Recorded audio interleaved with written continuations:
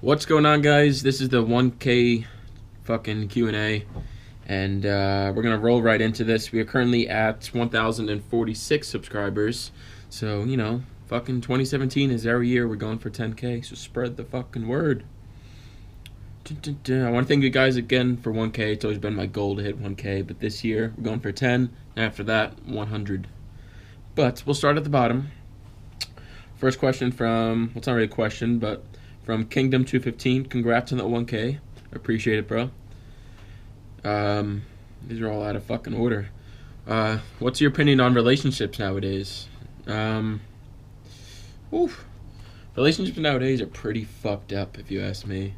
I've always been like a lot more older and like more mature than this generation is. This generation is just so fucked up. And the thing is about dating, like no one dates to like fucking like love each other anymore. Like no one dates anymore. Everyone just goes around and fucks anything with a pulse. This fucking battery is about to die on this camera. Fuck. But yeah, like people think not putting in effort, not caring, and all that shit's cool. People think cheating's cool. No one has morals nowadays and shit. So it's tough finding someone that's genuine and has morals and stuff. But they're a rare breed, and believe me, they are out there. So don't fucking rush into anything, and don't do anything fucking stupid out of loneliness or only that shit. Just wait for it. Dating nowadays is fucked up. This whole everything, just everyone's offended. Everyone's this and that and that. Everyone's like a trans dinosaur, trans triceratops and shit. Like there's so many fucking things going on nowadays. This one's a long one. He like wrote the Declaration of Independence in the comments. Zeegs, I got some for you. How's the price selection of bikes in Japan versus the United States? I would sort of expect bikes in Japan to cost less than they do in the United States. It's also quite hard to find more rare bikes, such as the 1989 Yamaha FCR 1000, which featured the first ever EXUP system, which is still being used on the R1s today, and Honda even made their own version of it. The price selection of bikes in Japan versus the United States is pretty much the same, believe it or not. There's probably a better selection here than there is maybe in the States. I really don't know. But as far as like if you buy a brand new bike, you're pretty much going to pay the same price here as you would back in the United States. But used bikes, on the other hand, you can probably get them cheaper here. And if you get them on base, like sell them from military member to military member, you're going to get a great deal, which I got for my bike. And I don't know anything about the rare bikes that you mentioned. Our full Sporon bikes like the R1, CBR 1000 RR, Gixxer 1000, or ZX10 are popular on the streets, or do people ride more laid-back practical commuting bikes and scooters? Sport bikes like the R1, the CBR 1000s, and the 600s and shit. As far as on base, pretty much what you're going to find is pretty much 600s. Like, if you want a fucking lot of power like I wanted, 600s your limit pretty much. Is you like the way you have to get a bike in on base. It's so you have to like motorcycle safety rep signs off on it. Your sergeants, your supervisors sign off it. You have to see the first sergeant for them to fucking give you a brief and sign off it. And then last but not least, you have to see the commander of your squadron to sign off on it.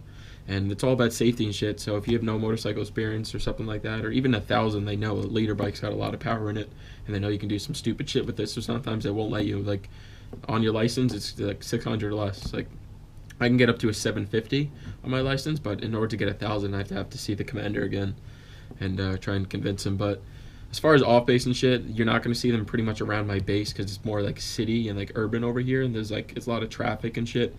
You see them occasionally, but you really pretty much see them once you get out more to open roads on the highways out to like Mount Fuji, away from all the urban life and shit. When I was going out to Mount Fuji that one time, if you guys saw, it's like a couple videos back, I went out to Mount Fuji for like to this place called Moose Burger and shit. But when I was out there, once you get on the highway, people got some gorgeous bikes and shit, some R1s, like you said, CBR 1000s, Gixxers are popular here. Like, don't get me wrong, you can still buy them around base and shit, but you're not going to see them as much around here. Certain parts of Japan where it's more open, there's hills and shit. That's where all the Japanese people are, like, full in leather riding gear, and they're riding that shit. But yeah, they're here. But as far as like the more laid back and practical commuting scooters, that's fucking crazy how popular it is here. When I first got here, it was just swarms of motorcycles. Lane splitting's legal in Japan, which is fucking awesome. So you're gonna have a lot of people are on mopeds, those little scooters, those little dinky ass motherfuckers, shit like Spider-Man rode in like the first Spider-Man movie. You'll see those like people commuting in like suits and like literally like old people on them and shit, just cruising through like because they can fit anywhere, so they're just filtering between traffic. It's yeah. Also, one about the military. To get ready for basic, I was planning on doing as many push-ups, sit-ups, pull-ups as possible every day and running for as long as possible with one rest day every week. Does that sound like a decent workout plan, or would you recommend something else? Should I also use protein drinks? As far as working out and shit, no matter what branch you're going to, you're gonna fucking run a lot, you're gonna do a lot of fucking push-ups, you're gonna do fucking sit-ups, and you're gonna do a lot of fucking pull-ups. So the only way to get better at that shit is to do it more. Do it, 3, 4, or 5 times a week, but make sure you give yourself at least 2 days rest working out muscle groups. Don't overwork yourself to get hurt. Should I also use protein drinks? Protein drinks. I would only use protein drinks if you have to use them. Obviously, if you're not, getting enough nutrition and like you're underweight and skinny as fuck. Because I work with some people that are like fucking twigs and shit. They need to drink fucking protein or eat like a fucking bag of mass gainer every day. But if you're eating enough and you're getting enough protein and shit that that your body needs, don't worry about the protein shakes. But if you don't eat enough or you're really skinny and shit, and if you want to gain a little bit of muscle or something, start drinking some protein, because protein's the building blocks of protein, the building blocks of muscle. So our BCAAs. I don't fucking know what I'm saying right now. From Johnny2K, congrats on that 1K. Appreciate it, man. Alex Talton, congrats on 1,000 subs. I'm 18, enlisting in the United States Air Force. I'm a little nervous at the thought of being in another country on my own. Are there any safety precautions that you take while being in another country? First of all, congrats on joining the Air Force, man. You seem to be a part of that 1% of the military. Take great pride in what you do, and it's going to be insane when you graduate boot camp and you get that feeling. You're going to have it for life. As far as being nervous at the thought of being in another country or on your own and safety precautions and shit, the only way you're going to grow as an individual is stepping out of your comfort zone, seeing new things. You know the old saying, if it doesn't challenge you, it's not going to change you, and that's true. The biggest thing, the greatest thing I've ever done was join the military, step out of my comfort zone, and go fucking halfway around the world in Japan. Sure, it sucks being away from friends, family, my dog, some good food, some things I miss about the States. But, you gotta step out of your comfort zone. You gotta have that fear. Fucking cross that fear. Have faith. Faith over fear is what I've always, pressed on myself in life. Don't let fear's got this incredible potential of it paralyzes us, and it just keeps that potential from reaching out, because a lot of people fear the unknown. They don't know what's going to happen. But if you don't ask, your answer is always no. If you don't do something, you're never going to know what happens, or you're not going to find out and shit. So that's pretty much it. Stepping on your own, don't worry about it. The military's going to get you in that lifestyle and shit. Eventually you're going to be on your own too. I'm going to fucking say this. Not everyone's going to be there the whole life holding your hand and shit for you. So I guess for you, start doing shit on your own now. I take care of all my bills and shit, my food shopping by myself, my well-being, everything is all done by myself. I'm not on my parents' bills, none of that shit. I'm 100% self-sufficient and shit. Don't worry about it. You'll get used to it, man. As far as safety precautions that you take while being in another country, pretty much when you're in the military, you're pretty much taught situational awareness, pretty much being aware of your surroundings 24/7. You're able to spot things that don't look right and shit. So no matter what country you're in, Japan's a pretty safe country, but I'm not going to get complacent and say, oh, nothing's going to happen to me. I'm always watching around me, watching shit and stuff. But obviously if you go to other places like Germany and shit, where ISIS is fucking all in Paris, and I don't know if it's ISIS, it's fucking extremists and shit in Paris, and all in Europe too, because Europe got loose border restrictions and shit, so they're all over the place there. Obviously just watch your six when you're around, look after people and shit, and just don't put yourself in harm's way. Avoid giant crowds and all that shit. You can't, obviously don't go to protests and shit, you're not even allowed to in uniform anyway, but just don't do it. Just basic common sense, man. Watch your six all around you, spot anything that's out of the blue, don't do anything stupid, don't go anywhere alone, That's pretty much it. From Juan O, bro, I know what you did, and I must say I love you. My question is, are you planning on doing a dual motovlogger meet up with more riders over there in Japan? P.S. Thanks for all you do to keep us safe back home. That last part, man, I really appreciate that. I love having some support. I don't know what I did. That's the first thing.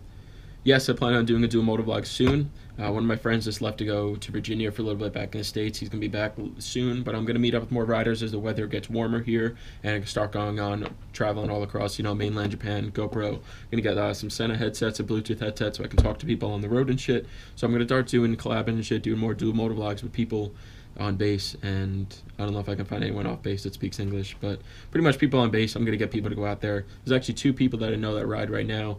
They're both one's getting a new bike, one's selling it and shit, so I'm going to go out with them soon. They don't know about a YouTube channel yet, but they both have GoPros and shit, so I'm sure they'd love to fucking do it.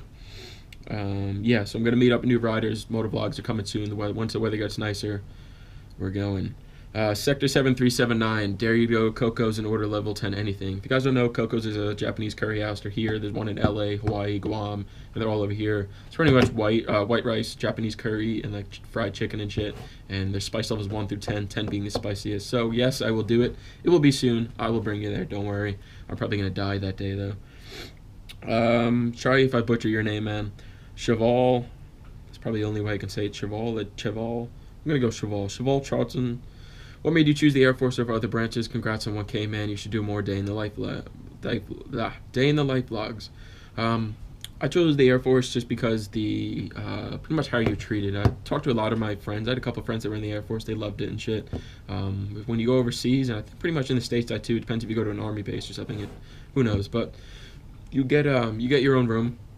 I think we're the only branches that get your own room. So I wasn't gonna join a branch in the military for 4 or 6 years and get treated like shit and hate myself, and like not that like living with another person would suck, but you know, having your own room, just like your comfort of your own home, pretty much my dorm and shit, is pretty much a selling factor for me, believe it or not. And also probably the biggest reason was, you know, I wanted to better myself. I was looking at all the other branches too. My brother's a Marine, but he was like, man, he's like, you can get treated so much better somewhere else, so go look at something else. And like I said, I knew friends in it and stuff, and I also wanted to travel the world and stuff. And the Air Force, pretty much like the Navy, I think the Air Force has bases in like every fucking country, so that allowed me the best opportunity to go see the world for free.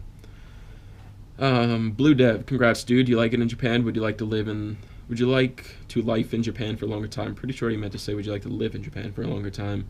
I love Japan. The people are nice. The food is amazing. It's beautiful here. There's so many places to ride and shit.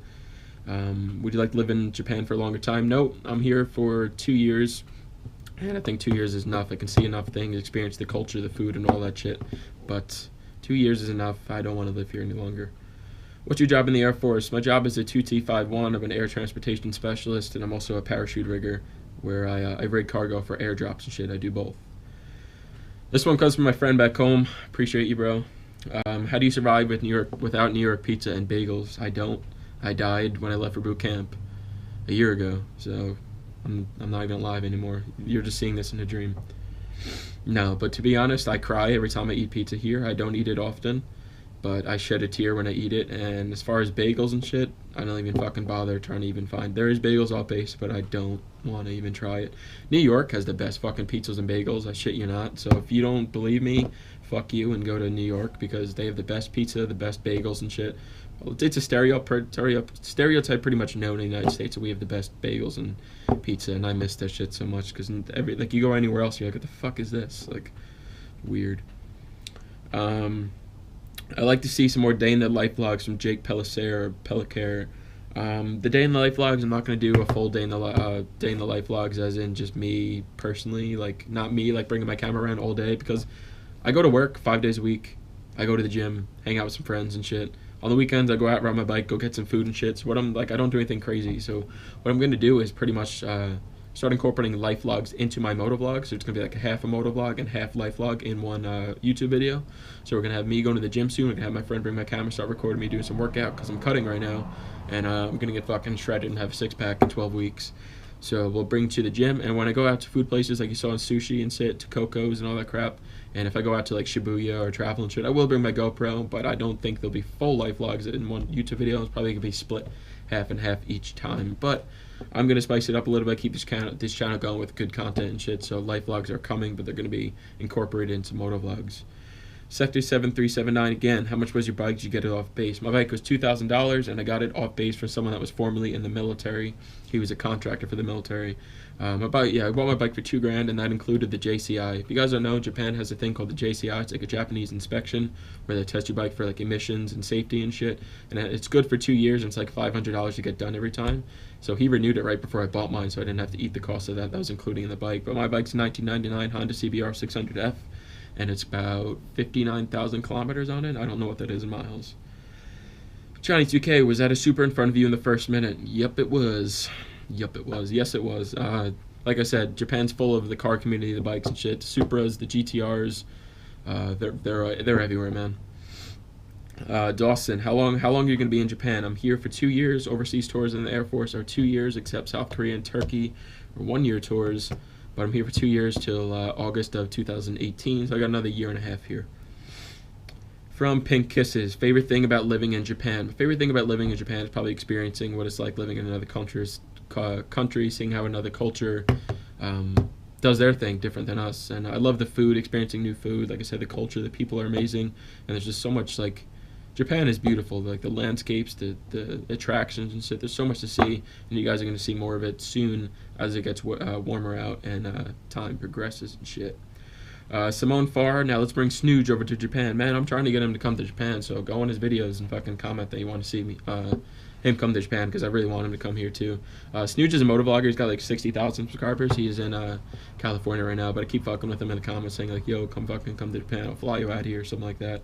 And he's like, yo, let's go. Like, people want to see Snooge in Japan. He's actually a really cool dude. So if I can get him to Japan this year or next year or something, that'd be fucking awesome. But I think that is about it. I'm going to put everyone's probably name that I put the comment onto the screen so you guys can see. But, yeah, this is about it for the Q&A video. Thank you guys again for 1,000 subscribers. This video is going on about 16 minutes right now. So if you stopped in, if you made it to the end of the video, let me know below. Would you like to see more Q&A videos in the future? Should I do one for 1,500 subscribers, or should I do another one at 2,000 subscribers? If you guys didn't have a chance to drop a question, save it for the next Q&A, or just put it in the comments below. I'm always reaching out to you guys. Also, guys, if you don't know already, my Instagram and Facebook links are in the description. Be sure to like my Facebook and follow me on Instagram to stay up to date with what I'm doing. And I'll catch you guys next week. Make sure you guys hit the bell below my channel to get notified when I upload, because YouTube's stupid as fuck. And also subscribe for new videos. And I'll see you guys next week. Peace. We make the streams louder.